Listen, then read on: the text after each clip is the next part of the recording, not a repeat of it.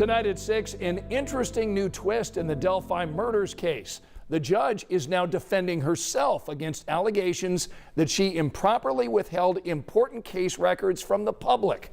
Our senior investigative reporter Bob Segall is in studio tonight, and we learned today the judge filed her response, Bob, just about 2 hours ago, right? Yeah, Scott, the whole Delphi case has gotten so unusual. Judge Gull now has her own attorneys. And this afternoon, they filed this 20-page response to the Indiana Supreme Court as the judge fights back against claims that she's making it too hard to access court records.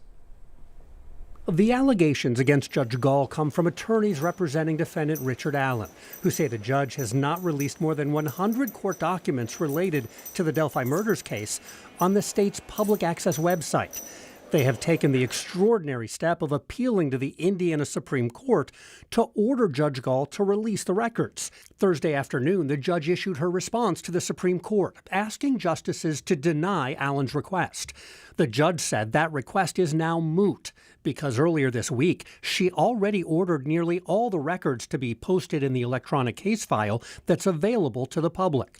She also raised procedural concerns with Allen's request, pointing out Allen and his attorneys failed to make a written request directly to the trial court rather than appealing first to the Supreme Court, that the request was not filed in a timely manner because it deals with issues that happened 4 months ago, and that Allen did not demonstrate that he suffered any extreme hardship because he and his legal team have had access to the records all along, whether they were sealed or not.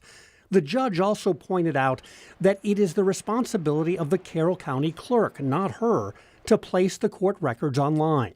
That's an interesting argument because when 13 Investigates has asked the Carroll County clerk for records related to the Delphi murders case, the clerk's office has referred 13 News back to Judge Gull's office, stating that records in the case must be released by the judge, not the clerk. It's not clear when the Supreme Court will rule on this. It's important to point out we're still waiting to hear from the judge on another critical issue.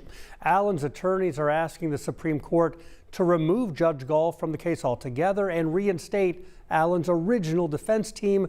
The judge has until November 27th, Scott, to rule on that. Yeah, so many developments, and yet we all know this is all about trying to figure out if Richard Allen is responsible for killing 2 girls, Abby Williams and Libby German. Yeah, the trial in the case is now set for next October, but some of Allen's attorneys are asking the Supreme Court to set a new date and for that to happen within 90 days. All right, Bob will be on this case following it. Thanks so much, Bob.